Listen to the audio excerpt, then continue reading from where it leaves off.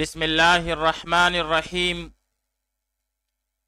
الحمد للہ رب العالمین والعاقبۃ للمتقین والصلاة والسلام علی خیر خلقہ محمد وآلہ واصحابہ اجمعین۔ آج زاد الطالبین میں ہمارا 85واں سبق ہے،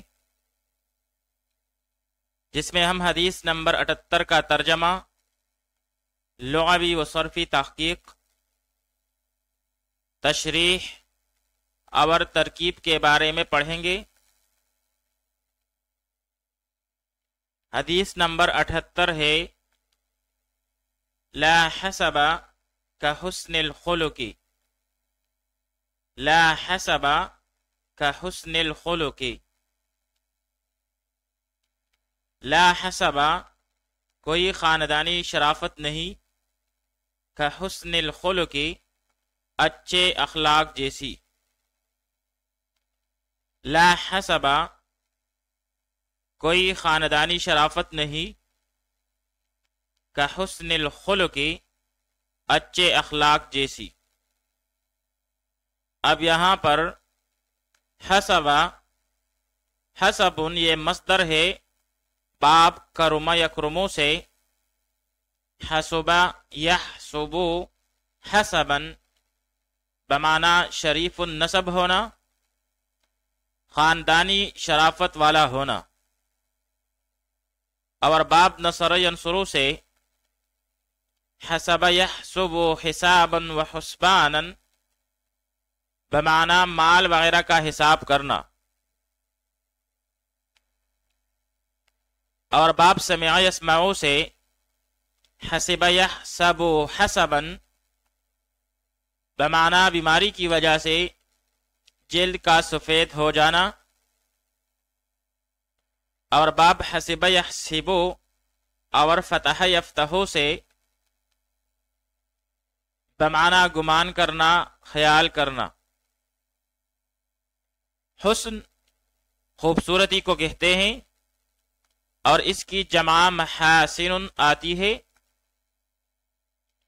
پھر باب کرم یکرمو سے حسن یحسن حسنا بمعنی خوبصورت ہونا، اور اسی سے الحسنۃ بمعنی نیکی اور بلائی،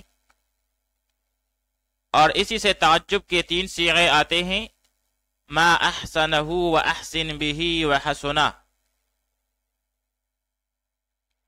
الخلق طبیعت، عادت، طبعی خصلت کو کہتے ہیں، اور اس کی جمع اخلاق آتی ہے۔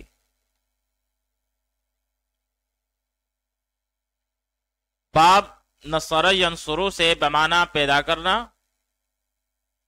اور باب سمع یسمعو اور کرم یکرمو سے بمعنی پرانا ہونا، بوسیدہ ہونا۔ ایک لفظ ہے الخلق بمعنی مخلوق، لوگ، اور ایک اور لفظ ہے الخلق بمعنی بوسیدہ، پرانا کپڑا وغیرہ۔ آئیے اب اس حدیث شریف کی تشریح پڑھ لیتے ہیں۔ اس حدیث شریف میں یہ ارشاد فرمایا گیا ہے کہ سب سے بڑی فضیلت اور شرافت انسان کی وہ یہ ہے کہ اس کے اخلاق اچھے ہوں۔ اگر اس کے اخلاق اچھے نہیں تو وہ لاکھ اپنے خاندانی مناقب گنوائے، سب فضول ہیں۔ متعدد روایات میں حسن خلق کے فضائل وارد ہوئے ہیں۔ مثلا ایک روایت میں حضرت عائشہ رضی اللہ تعالیٰ عنہ فرماتی ہیں کہ جناب رسول اللہ صلی اللہ علیہ وسلم نے فرمایا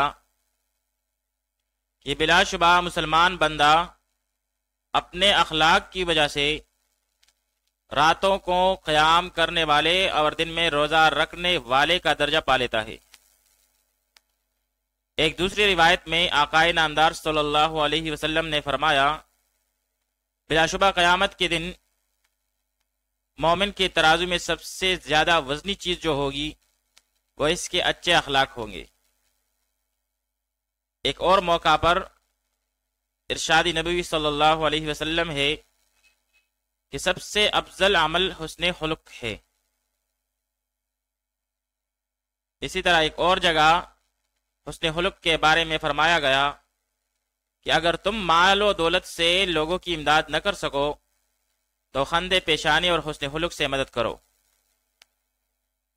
بہرحال اس حدیث میں فرمایا گیا ہے کہ اپنے باپ دادا کے فضائل بیان کرنے سے بہتر ہے کہ اپنے اندر اوصاف کو پیدا کیا جائے، اور ان اوصاف میں سے سب سے عظیم حسن خلق ہے۔ آئیے اب اس حدیث شریف کی ترکیب پڑھ لیتے ہیں۔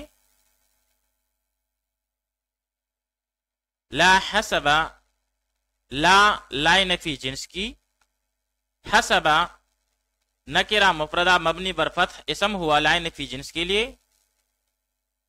کہ حسن الخلق کاف جارہ، حسن مضاف، الخلق مضاف الیہ، پھر مضاف مضاف الیہ مل کر یہ مجرور ہوا کاف جارہ کے لیے، پھر جار مجرور مل کر یہ ثابتن سے متعلق ہوا، پھر ثابتن شبہ فعل سیاہ اسم فاعل اپنے ہوا ضمیر مستتر فاعل اور متعلق سے مل کر شبہ جملہ ہو کر یہ خبر ہوئی لا نفی جنس کے لیے، پھر لا نفی جنس اپنے اسم اور خبر سے مل کر جملہ اسمیہ خبریہ ہوا۔